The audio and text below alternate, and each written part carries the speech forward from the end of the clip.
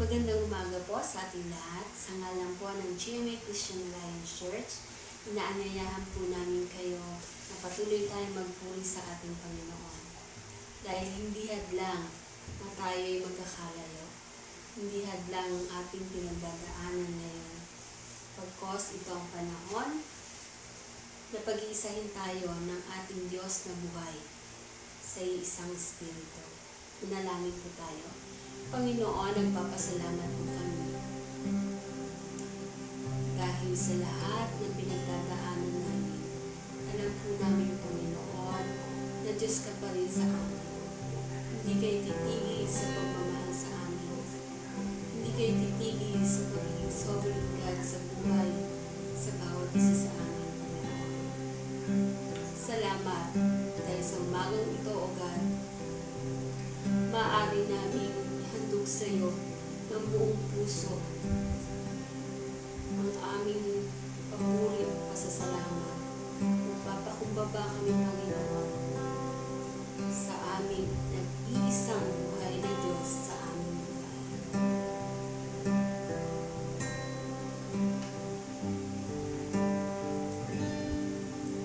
Ang puso ko'y dumudulog sa iyo.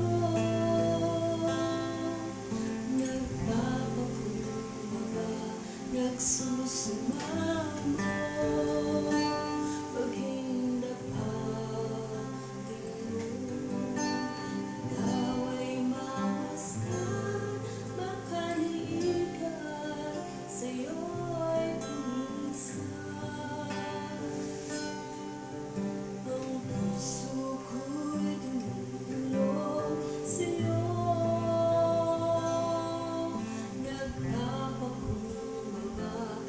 Nagsusumamo pag-ibig dapatin mo. Ikaw ay mamasdan, makaliit ka, sa'yo'y pumisan. Loobin mo ang buhay ko'y maging banal mong tahanan. Luklukan ng iyong na pagsinta, laluin ng walang hanggang mga papurit pagsamba. Maghari ka, O Diyos, ngayon at kailanman.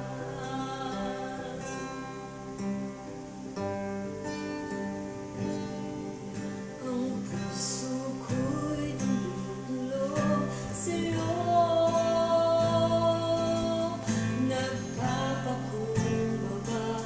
Nagsusumamo pag-ibig dapatin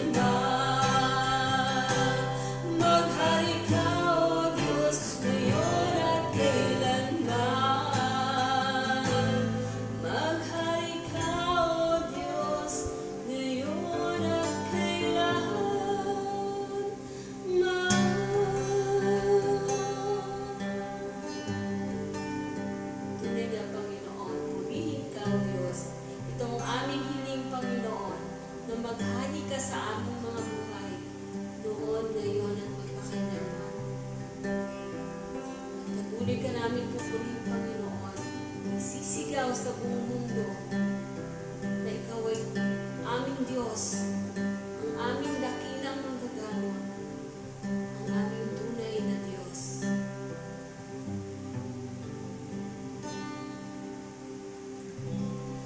Pupurihin ka, O Diyos,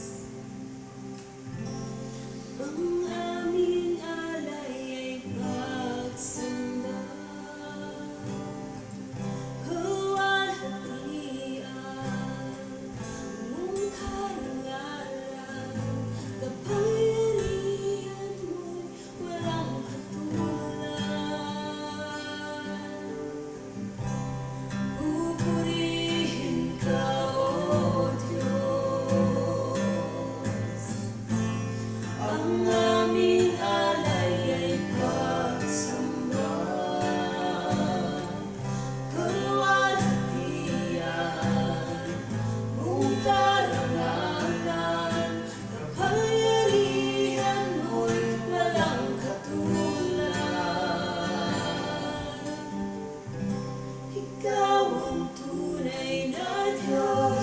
Ika'y walang katulad, ika'y nag-iisa, ikaw lamang, wala nang iba.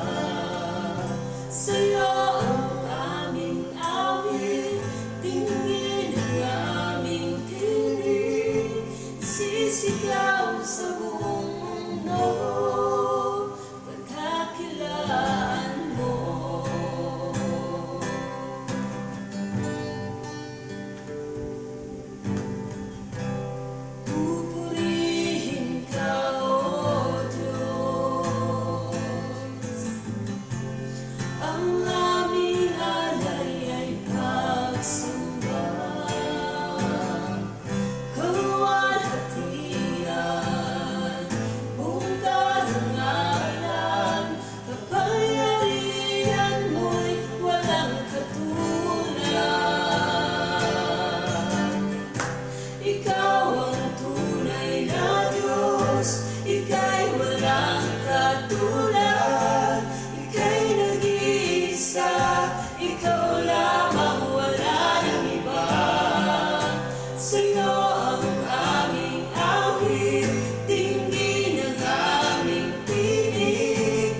Sisigaw sa buong mundo,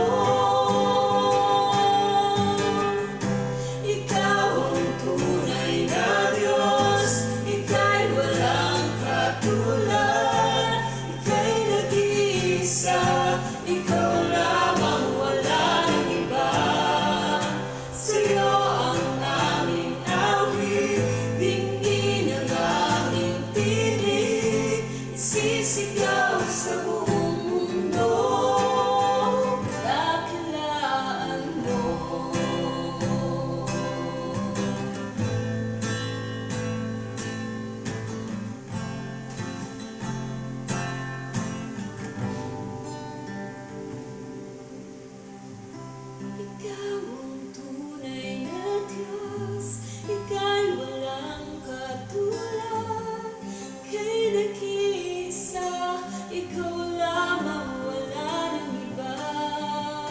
sa'yo ang aming awit, dinggin ang aming tinig, sisigaw sa buong mundo.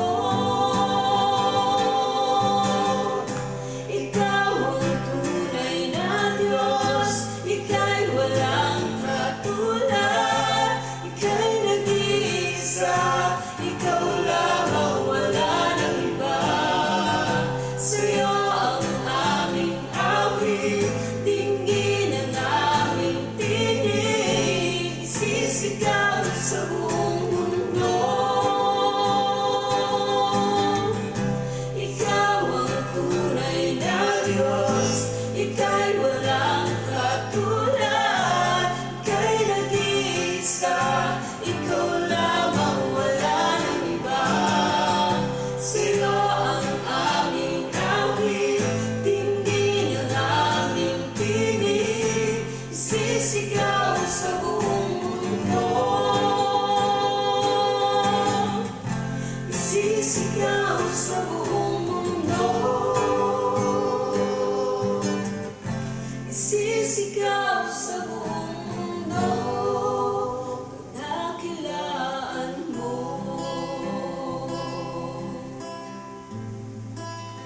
dakilaan mo,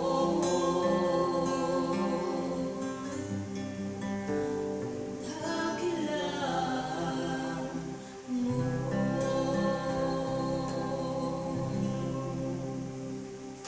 Purihin ka, Ama, tunay nga ikaw ay dakila. Dahil kung ano man ang aming kalagayan, Panginoon, kung ano man kami noon, Panginoon, kung ano man ang aming mga nagawa, pero dahil sa dakilang pag-ibig mo, kami naging karapat-dapat ng ginanap. Kaya kami patuloy na magpumuri sa iyo, Panginoon. Patuloy na sasambahin ka. Ito ang aming dalangin, Panginoon. Ang aming hilingan. Panginoon, aming Ama, itong dalangin na aming inaalay.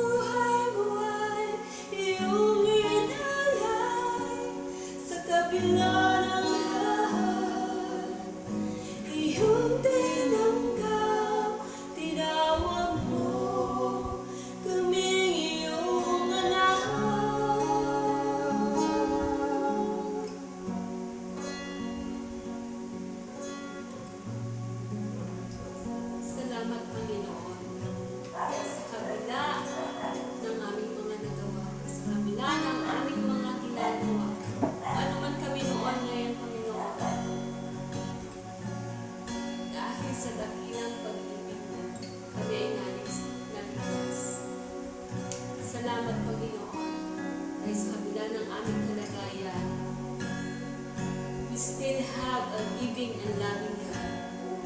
And our God is for us. Itong aming pagpuri at pagsamba, tanging sa iyo lamang, Ama, sa pangalan ng Jesus. Amen.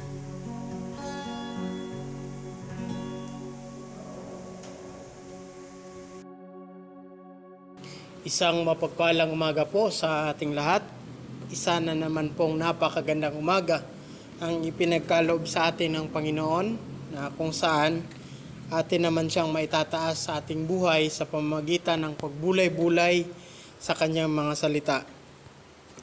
Napakaganda ng paksa ng pag-uusapan natin sa umagang ito, sapagkat ang ating tatalakayin ay patungkol sa mga rason bakit kailangan na magpatuloy tayo sa gawain ng Panginoon. Sa usaping gawain ng simbahan, kung titingnan natin mga kapatid, napakalaki ng epekto sa gawain ng Panginoon ang pandemyang kinakaharap ng mundo ngayon. Sa kadahilan ng tagilid ang takbo ng ekonomiya, nahihirapan din sa iba't ibang aspeto, maging sa pinansyal, ang simbahan, kung kaya't malaking epekto nito sa buhay espiritual ng bawat mananampalataya.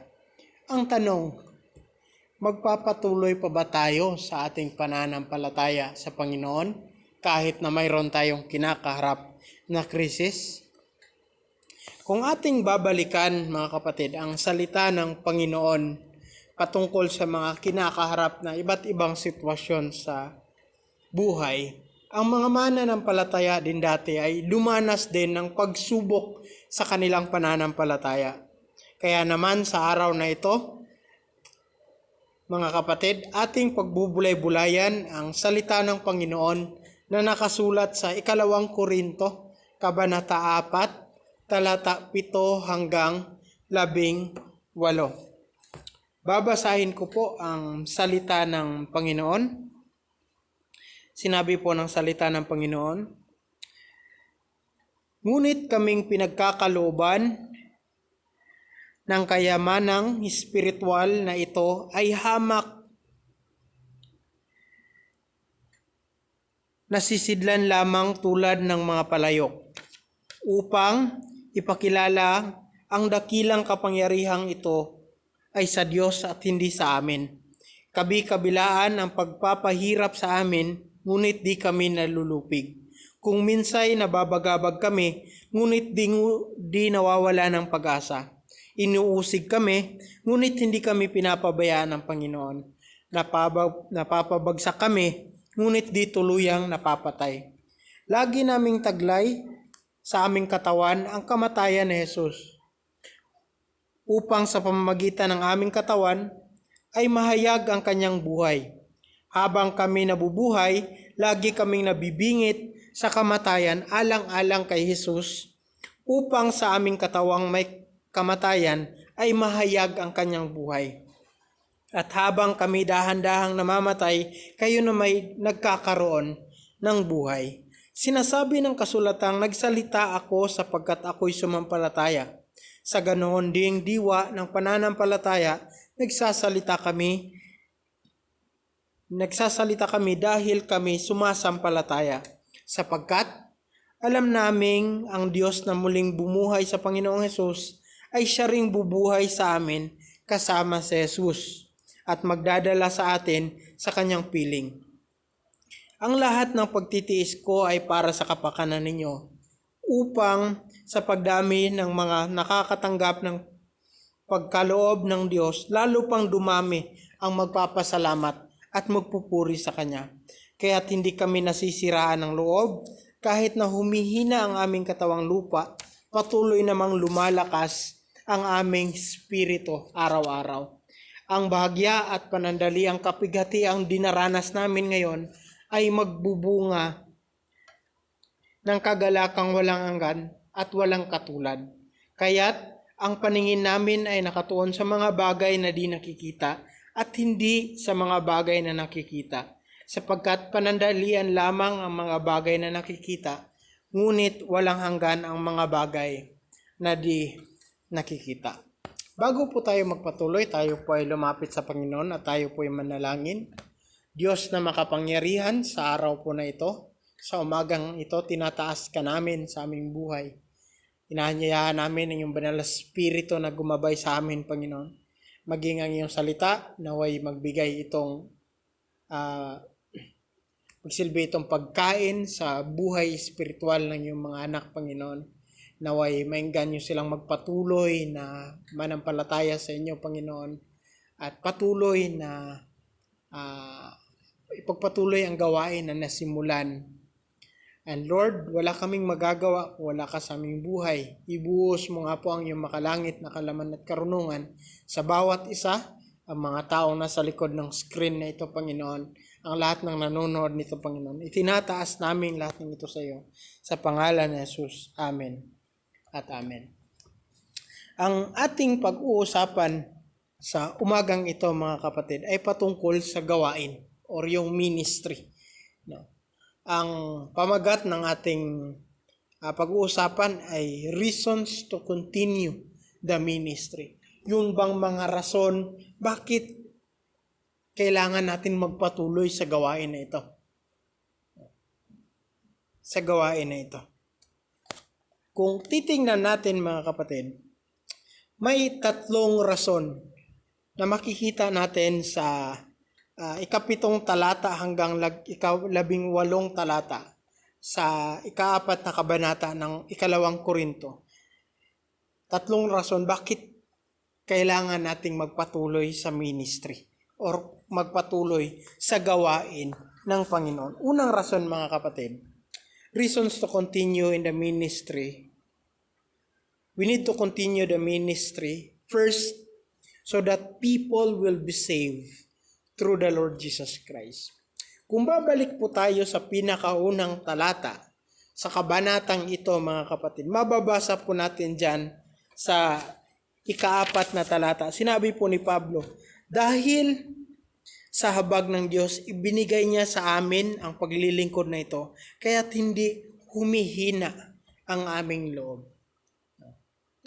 Tumalakay po si Pablo dyan patungkol sa pagmiministeryo or sa gawain ng Panginoon.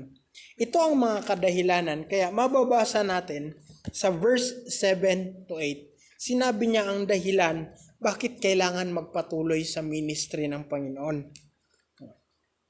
Ang mga unang kataga na mababasa natin sa 7 talata, mga kapatid, ay sinabi po dyan na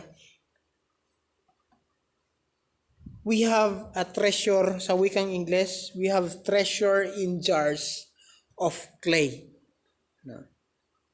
Or sa wikang Tagalog, ngunit kaming pinagkalooban ng kayamanang espiritual na ito ay tulad sa mga palayok na gawa sa putik upang ipakilala ang dakilang kapangyarihang ito ay sa Diyos at hindi sa amin. Yan pong binanggit dyan, mga kapatid, na treasure or yung kayamanang espiritual. Yan po ay sumisimbolo sa salita ng Panginoon, na kung saan treasure naman talaga ang salita ng Panginoon.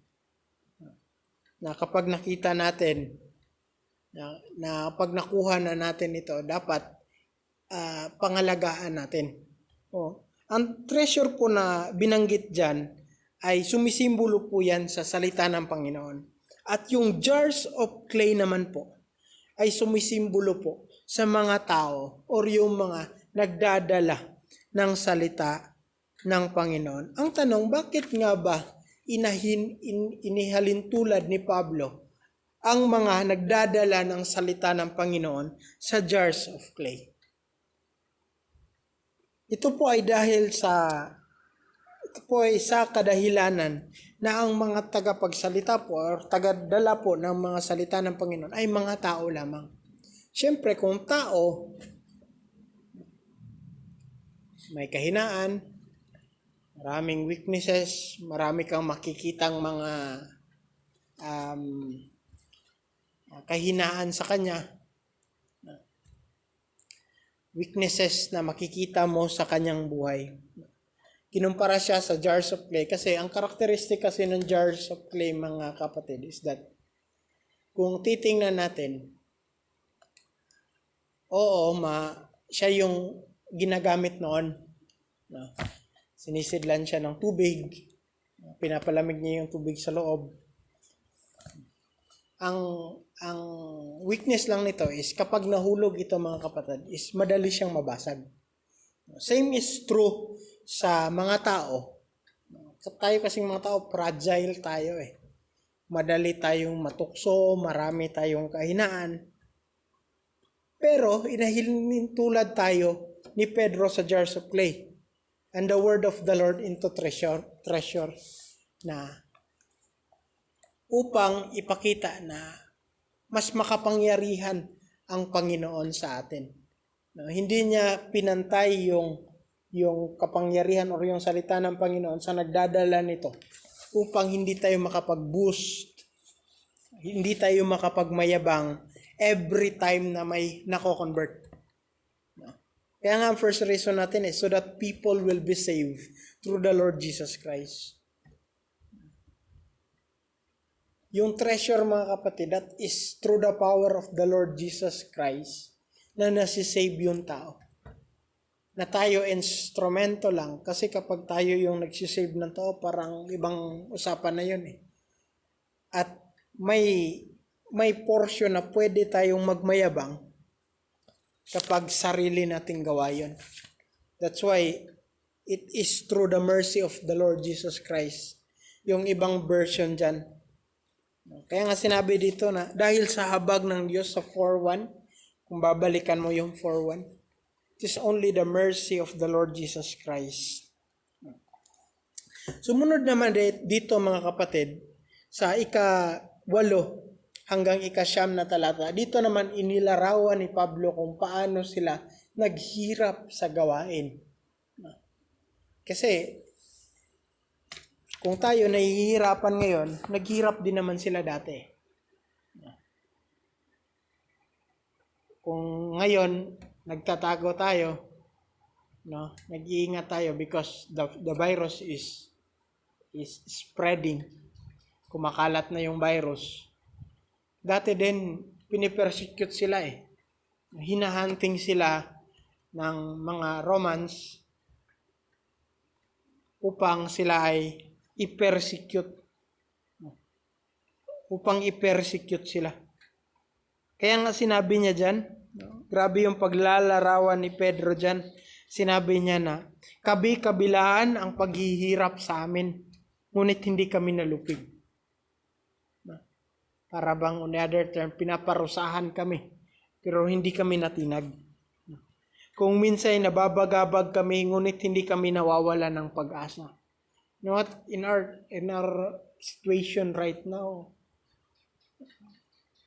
kahit na minsan di natin aminin, pero in reality may pagkabagabag, nababagabag talaga tayo sa sitwasyon.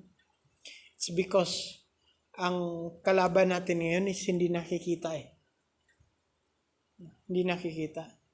And one day, mararamdaman mo na lang ang sintomas.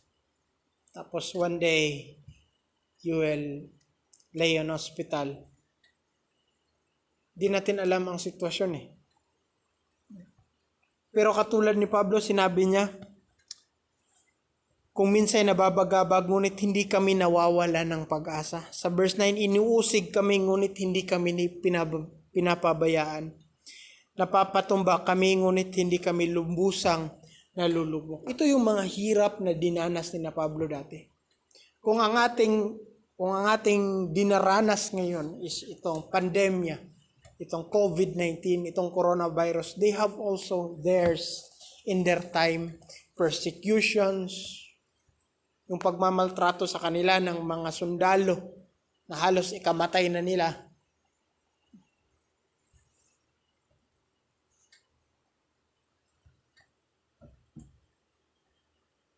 Pero kung titingnan natin mga kapatid, yung mga ginawa nila yun yung mga dahilan bakit ako ngayon ay tumatayo dito at ikaw dyan ay nanonood. their sacrifices, yung mga pagsakripisyo nila to continue the ministry, to spread the word of the Lord sa mga tao, ito yung bunga. Ikaw at ako yun, mga kapatid, na patuloy na nananampalataya sa Panginoon kahit sa hindi pabor na sitwasyon. Kung atin talagang babasahin ang mga dinanas ni Pablo, lalo na sa Aklat ng Gawa, mga kapatid, makikita natin na hindi madali ang pinagdaanan nila. Nakulong, tinulungan ng Panginoon makalabas sa kulungan, anghel ng Panginoon, binato, ginawan ng kung ano-anong storya, binabaliktad maging ng mga kasamahan nilang mananampalataya, kinakalaban sila, tinutulugsa sila, mga kapatid. Pero kung titingnan natin, lahat ng pinagdaanan nila yun, napagtagumpayan nila. And the very purpose for that, nagpatuloy sila sa ministry so that people will be saved through the Lord Jesus Christ. So the people will be saved through the Lord Jesus Christ. Makinig ka sa akin, kapatid. Babasahin ko itong verse 10. Sinabi niya, lagi naming taglay sa aming katawan ang kamatayan ni Jesus, upang sa pamamagitan ng aming katawan ay mahayag ang kanyang buhay. Lagi naming taglay sa aming katawan ang kamatayan ni Jesus. This is the message for all of us this moment of time. Na kahit sa pandemyang ito, kasi in this pandemic lahat tayo, most of hawak na lang ang ating mga gadgets to know the news. Even sa ating pagsimba, gadgets nang hawak natin eh.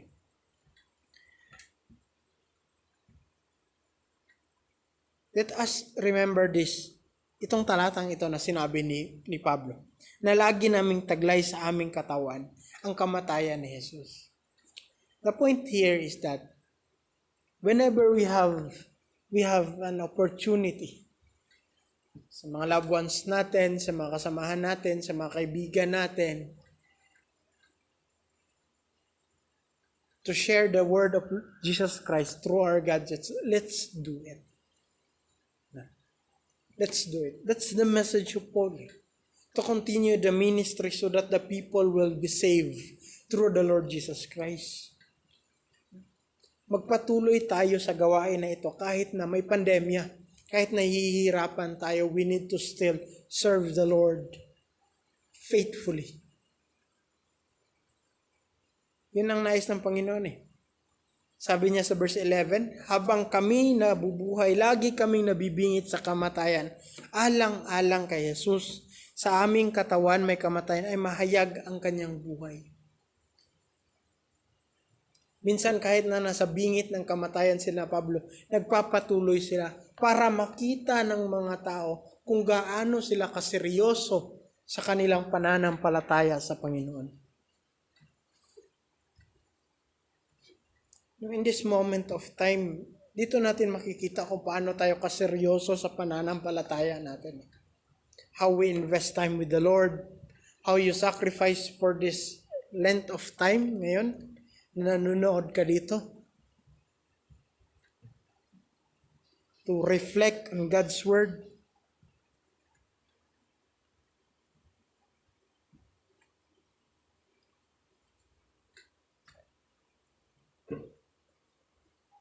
Sinabi niyan sa verse 12, mga kapatid, kaya't habang nagwawagi sa amin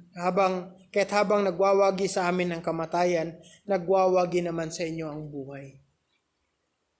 Wow. Kahit na halos mamatay sila, okay lang. Kahit nahihirapan sila in sharing the word, okay lang. Basta maligtas lang yung mga tao. Makatanggap lang sila sa Panginoong Kristo.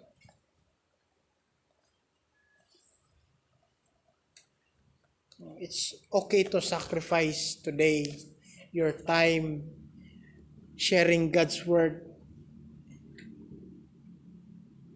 in your gadgets because that's what God wants to do. At yun din ang ginagawa ng mga disipulo dati. They are investing their time, even their physical body, just to relay the message of salvation sa lahat ng tao, upang ang lahat ng tao ay makapakinig at makatanggap sa Panginoong Hesus.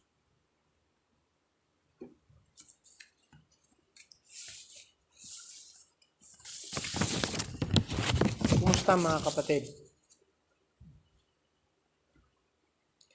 Ang nais ng Panginoon is maging katulad tayo ni Pablo at ng mga unang mananampalataya. Kailangan nating magpatuloy sa ating pananampalataya sa Panginoon kahit sa mga panahong tulad nito. Kailangan nating ipagpatuloy ang ating nasimulan katulad ni Pablo sapagkat ito ang nais ng Panginoon, ang magpatuloy tayo sa ating relasyon sa Kanya.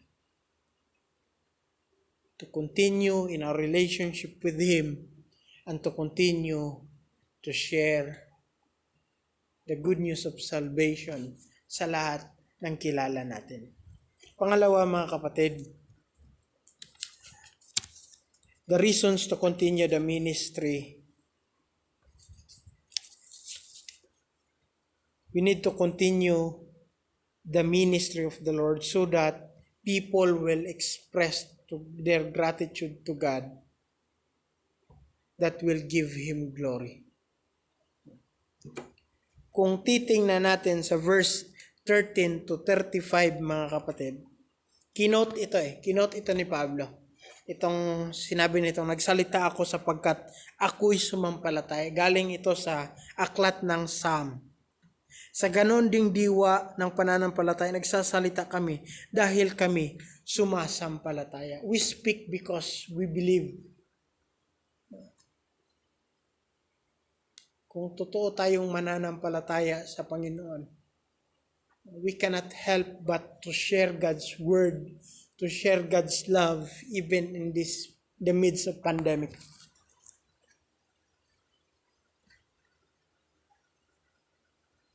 Yung sabi niya dyan, grabe yung confident ni Paul. Grabe yung confident ni Paul. Sa verse 14, sinabi niya dyan na, sapagkat alam naming ang Diyos na muling bumuhay sa Panginoong Hesus ay siya ring bubuhay sa amin kasama si Jesus at magdadala sa kanyang piling. Diretso tayo sa verse 15, sinabi niya, ang lahat ng pagtitiis ko ay para sa kapakanan ninyo upang sa pagdami ng makakatanggap ng mga kaloob ng Diyos, lalo pang dumami ang magpasalamat at magpuri sa Kanya. Reason to continue the ministry so that people will express their gratitude to God that will give Him glory.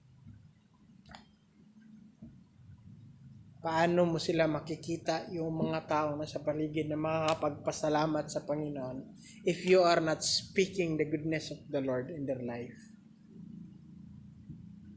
Paano natin makikita ang ating mga kasamahan kung hindi natin sabihin, kung hindi tayo magpatuloy sa ministry na ito?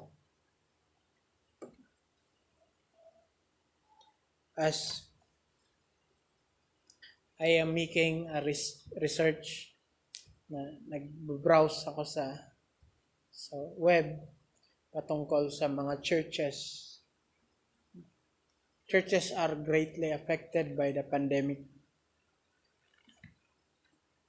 Literally, because the church is the people and not the building. Hindi naman ibig sabihin na hayaan na lang natin ang building ito. Pero priority natin yung people. It is sad to say that they are hurt emotionally.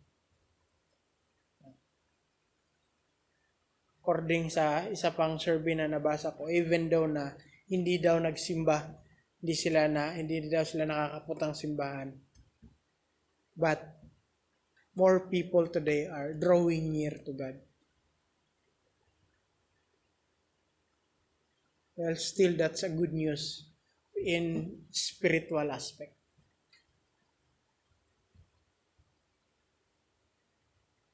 Ang hindi lang maganda is we cannot do the ministry, the fellowship the same with the fellowship of the early believers Christian. Kasi yung nagpapatatag kasi sa kanila dati mga kapatid is yung sama-samang pananampalataya na nagkakasama sila. Although ngayon high-tech na tayo, we have this online, pero parang hindi kasi ramdam yung hindi ramdam yung pananampalataya. Magkaiba kasi yung ambience ng magkakasama kayo. But this is the challenge for us right now. This is a challenge for us right now. To continue the ministry of the Lord, to share the word of the Lord, upang lalong marami pang tao magpapasalamat sa Kanya at magpupuri sa Kanya. Panghuli mga kapatid, panghuling rason, bakit kailangan magpatuloy sa ministry? So that people will be encouraged to continually have faith in God. Kung babasahin natin sa 16, kaya't hindi kami nasisiraan ng loob. Kahit na humihina ang aming katawang lupa, patuloy namang lumalakas ang aming spirito araw-araw. They do not lose heart. Titingnan natin, kahit na nahihirapan ang kanilang physical na katawan, lumalakas ng kanilang spiritual na aspeto bawat araw. Verse 17, ang bahagya at panandali ang kapighati ang dinaranas namin ngayon ay magbubunga ng kagalakang walang hanggan at walang katulad. Kaya't ang paningin namin ay nakatuon sa mga bagay na di nakikita at hindi sa mga bagay na nakikita, sapagkat panandalian lamang ang mga bagay na nakikita, ngunit walang hanggan ang mga bagay na di nakikita. This is an encouragement of Paul to continue the ministry. Titingnan natin, Pablo, gas-gas na ito na Bible character in the salita ng Panginoon Pwede sabihin natin na gas-gas ng pero grabe yung pananampalataya niya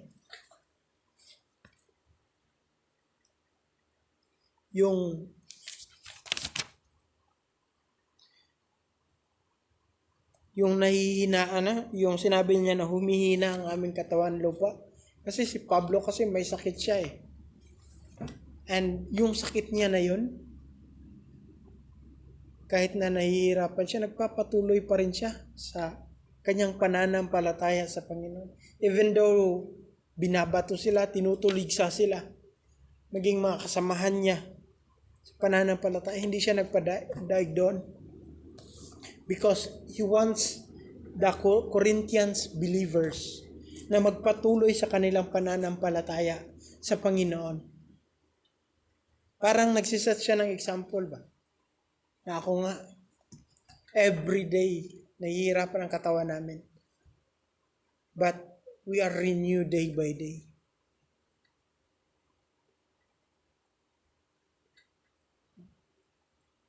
The steadfast love of the Lord never ceases. Kantang yan. They are new every morning. They are new every morning. Yun ang naramdaman ni Pablo Dahil sa kanyang pananampalataya sa Panginoon. Sa rason to continue the ministry because so that people will be encouraged to continually have faith in God. Sa atin ng mga mananampalataya, mahalagang magpatuloy tayo sa ating pananampalataya so that people will know that we are consistently serving the Lord even in the midst of pandemic.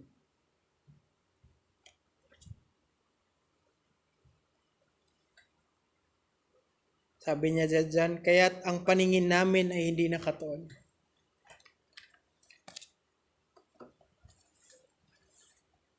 We should focus on the things that are unseen.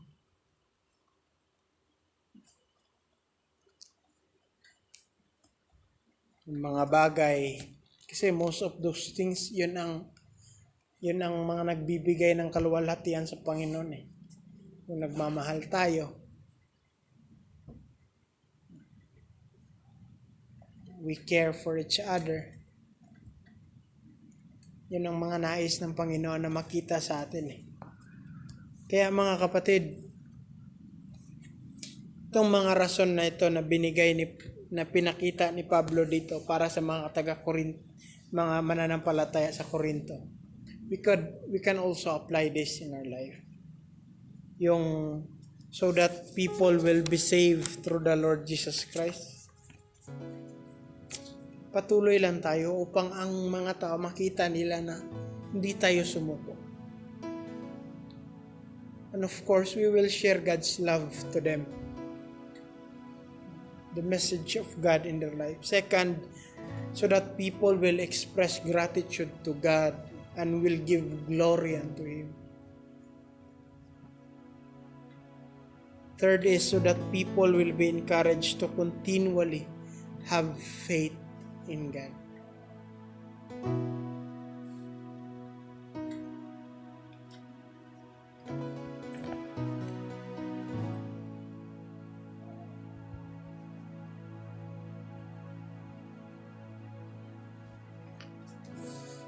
Yun ang mga kapatid.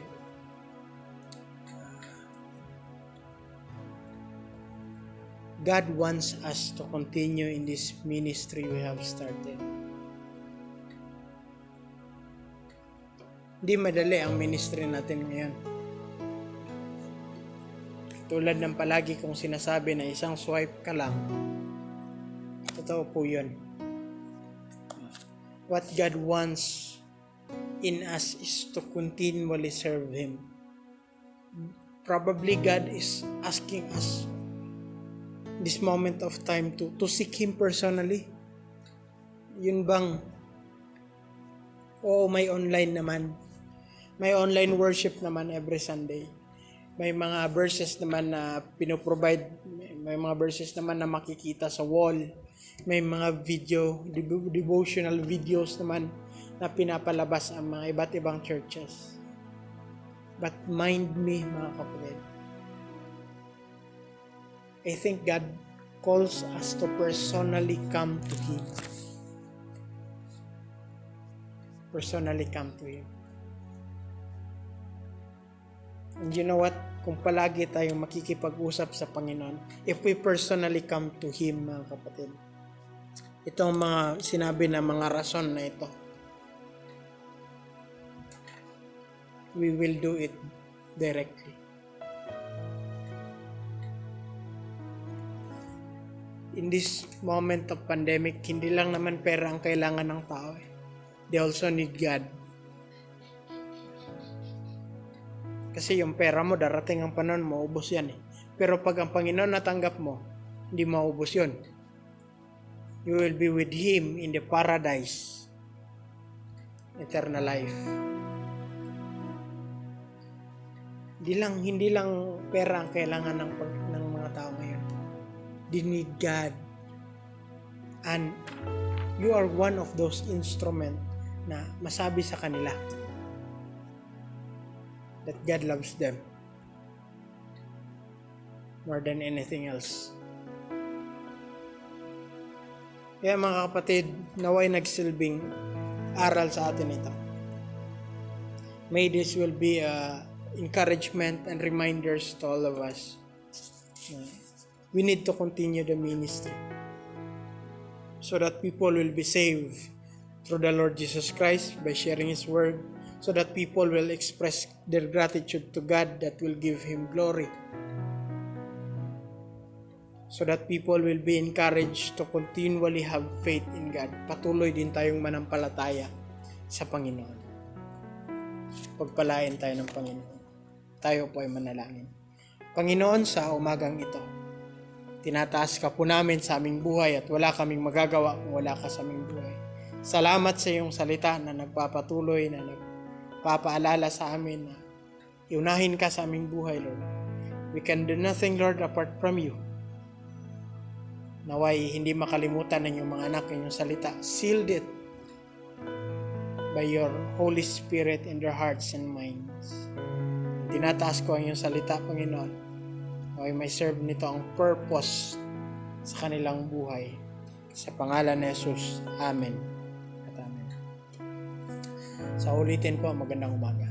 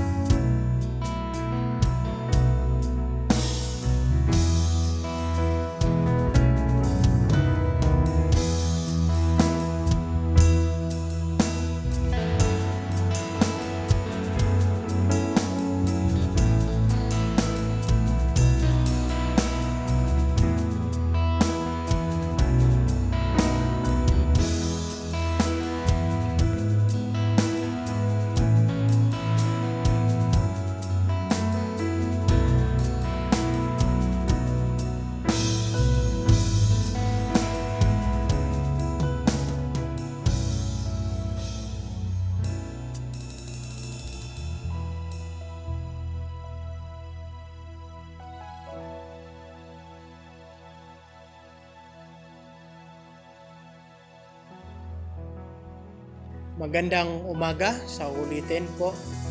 Para po sa ating acknowledgement and announcement, we would like to acknowledge ang ating music director, si Brother Robert Angelo Ragodon, sa pag-arrange sa ating panambahan ngayon.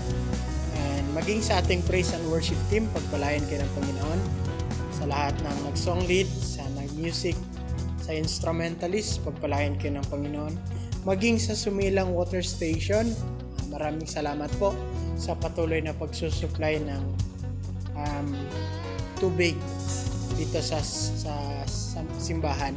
Sa mga nagbibigay po ng kanilang tithes and offering, patuloy na nagsasakripisyo para sa pagpapatuloy sa gawain ng Panginoon. Maraming salamat din po sa inyong pagsakripisyo. God bless you in return. And sa lahat po ng nag-celebrate ng kanilang kaarawan, happy birthday po sa inyong lahat. At sa lahat ng nag-celebrate ng wedding anniversary, happy wedding anniversary po sa inyong lahat. And to the GCAC family, we would like to say that we miss you and we would like you to know that we are praying for all of you. para po sa ating announcement, by Wednesday po magkakaroon po ng prayer meeting via Zoom. So isi-share na lang po ang link ng Zoom natin sa mga GC natin sa GMA Christian Alliance Church or sa page ng GMA Christian Alliance Church. And sana makasali kayo, and to all na mayroong mga cellphones or gadgets, please mag-download kayo ng Zoom app. Magkakaroon tayo ng prayer and virtual prayer meeting sa Wednesday po. 4 po siya mag-start ng hapon. And patuloy din po tayo manalangin sa bawat isa, sa kasama natin sa pananampalataya, maging po sa mga kakilala ninyo na mga nag-positive. We will pray for them. We do not discriminate. We do not judge, but we care. So, para din po sa mga nais magbigay ng kanilang tithes and offering, bukas po ang ating simbahan. Umaga hanggang hapon, punta lang po kayo dito at lalagyan po natin yan ng signature at dadalhin po natin sa ating treasurer. So, patuloy lang po natin ipanalangin ang ating gawain, and maraming salamat po sa lahat ng nananalangin sa gawain na malalagpasan natin ito sa tulong ng ating Panginoon. So yun lamang po, maraming salamat po sa panonood, pagpalain po kayo ng Panginoon at magandang umaga po.